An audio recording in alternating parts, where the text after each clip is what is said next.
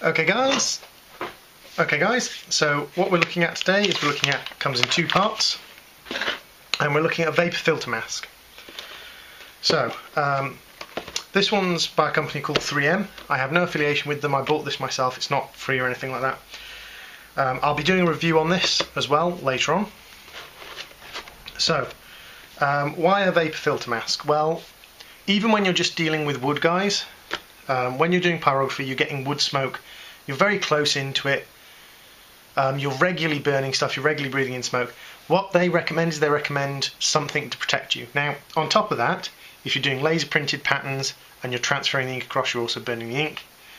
If you're burning carbon paper marks, they might have wax on them. If you're burning graphite marks or pen marks. And a lot of the wire used for wire pyrography machines has oil on it from the manufacturing process. There's all sorts of things to consider, all sorts of different fumes and things that you're dealing with. And then if you start burning things like, one of my future projects might be a boken, a Japanese training sword. Those things have been pre-coated with camellia oil quite often, and it's very hard to find ones that haven't got some kind of oiling on them to protect them. So it's always good to have some kind of vapor filter. Now, or some kind of extraction system, some way of dealing with this. Now, for small time burners, for burners that don't do a lot, airflow provided by a desk fan, a small fan or something like that, very good, very useful. That's what I've been using so far. But it does make your hands very cold, and when doing very fine detailed work, having cold hands isn't a good idea. It reduces your mobility, it reduces your motor controls. So it's better to have something else. Now, an extractor fan system works better, doesn't cool down your hands. Problem is, they tend to be quite stationary.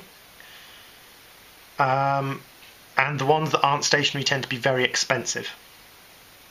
So you can use all sorts of different things, but this is what I bought. This is the vapor filter mask. This is a half mask version from 3M, and this is the 7500 version. The reason I got the 7500 is because it's got silicone instead of plastic. So let's pop her open and have a look. I unboxed it in the box it came through in the mail, but so we've got our instruction manual, reusable half mask. We have our fitting instructions, I think. Oh no, this is every kind of filter that it can carry. And then we have the mask. Now, as with all these products, when I unbox them, I've done a little bit of research beforehand, so I should know what's going on here. So let's have a look. Okay. So guys, this is a mask with what they call a crown retainer. So that goes on the crown of your head and it retains the mask in place. It's also got a neck retainer, so that goes behind your neck. And it uses a clip system on the neck retainer and just a stretch fit, because this is elastic, just a stretch fit system on the back of the head. Now, the seal around your mouth is made by a double fold, so from here back it's all pure flexible material, but it's folded in back on itself and shaped so that it has a press fit all the way around. A little bit of box dust, I believe. And on the front of the mask we have a exhalation block, and this is designed so that the air you breathe out doesn't come straight out. This is actually a really nice feature for pyrographers, because it means you're not going to be blowing on the tip of your pyrography machine unless you put it underneath the X-flow. Two filter blocks, one either side, all looks really rather... look at that, that is quite a interesting little concoction of a link, but it does, yes, it does mean that this is essentially one solid unbroken piece of elastic per side, so there's only 2 bits of elastic rather than 4. That's quite nice, actually. So the reason I went with the 7500 is because I have allergies, and pretty much every other one I could get, every other one I could find for a comparable price mark is made of a proprietary plastic rubber blend, and I'm allergic to certain kinds of rubber, certain kinds of latex. So I've gone with 7500 because it's pure work grade silicone. So because it's pure silicone, I've got going to have no problems, no issues with it. Although it does mean that it gets it sort of has a dust stick to it. Now, with any of these sort of exchangeable filter block ones, you can get vapor filters and you can get particle filters, and then you can get overlay filters, ones that are particle filters that go on top of the vapor filters. If you're going to be using this for dusting, or not dusting, for dusty things like sanding, for cutting wood, things like that, you must get particle filters. If all you get are vapor filters, for the most part they'll protect you from the particles, but the particles will ruin the vapor filter very quickly.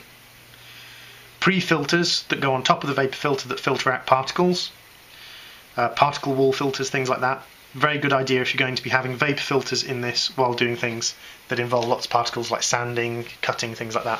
I'm not going to be using this for that, I'm just going to be using a standard dust mask. This thing is just going to be for dealing with the vapours while I'm doing pyrography. Let's have a look at these. Oh, there's posh in it. There is posh in it. So this is one of the vapor blocks that come with this. Vapor filter blocks aren't all this shape, you get them in all sorts of different shapes and sizes and designs, but you do always get them with this, and this is your vapor code. So ABEK1. A refers to organic vapours, so we're talking carbon vapours, things like that. Vapours that have a organic chemical structure. So we're not talking about necessarily inorganic vapours that come from organic sources or organic vapours that come from inorganic sources. Primarily most vapours from organic sources are going to be organic vapours because you need some kind of reaction in the organism. B is inorganic vapours, and with that we're talking sulfide compounds, things like that. It's actually very complicated about what is and what isn't inorganic, etc. E is for, I believe, I can't remember which way around it is, E or K, but one of them is for ammonia and one of them is for acid.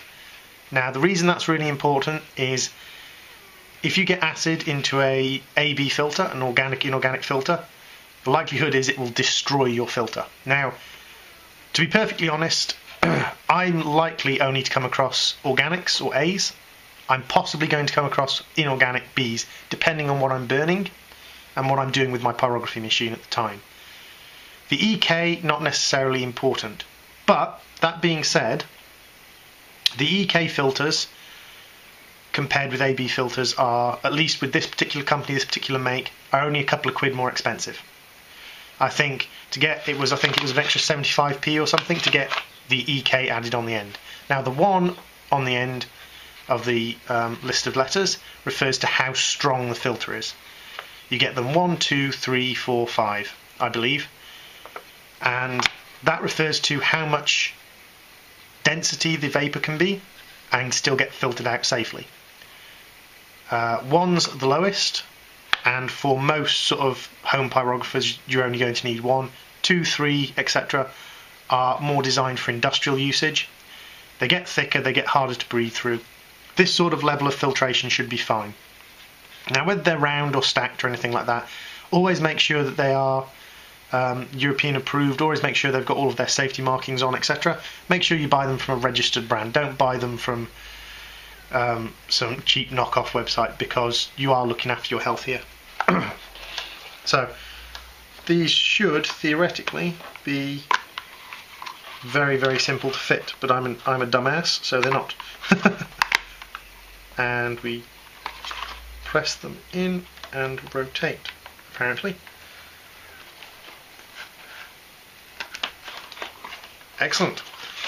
And this has 2 filters, one either side, and they're designed to be low profile filters, which is why they're pulled back like this. Now, of course, the more layers you have in it, the harder it's going to be to breathe. Theoretically, these should go that way. So, there's the filter mask all set up, guys. I'll have to adjust these straps to make it fit me, but the filters do have a lifetime, do have a limited lifetime, and that depends upon how much you're using them. They also have a limited range of moisture and temperature.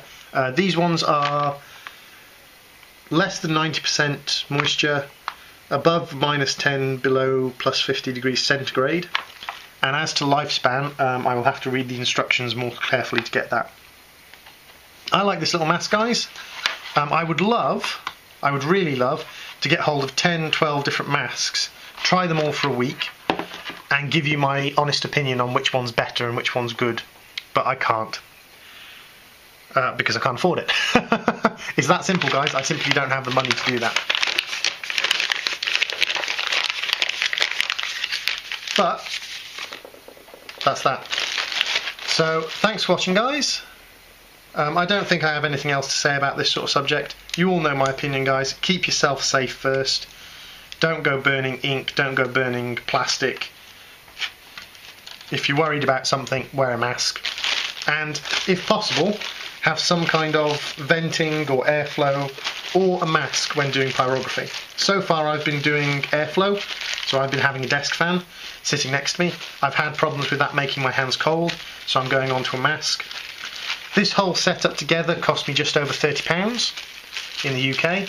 I've heard that in America it will cost you just over $40. And when you think that your outlife for a pyrography machine is probably going to be about the same, if you buy a cheap machine and if you buy an expensive machine, it's probably going to be about 4 or 5 times that. It's up to you guys, but personally I always like to err on the side of safety and err on the side of looking after myself. But remember, guys, if you use this kind of system, so if you're using a vapor mask, that the people around you will not be protected by your vapor mask. So if you're doing this in a space where other people are going to be regularly, so for instance if you were doing this in a workshop where a lot of other people work, so you've got maybe 4 or 5 people in the workshop, or if you're doing this in your kitchen, you want some kind of venting system rather than a mask, because this is only going to protect you, it's not going to affect other people. Thanks for watching, guys. I hope this helped, and this thing will get a review in a couple of weeks' time. Thanks very much, guys.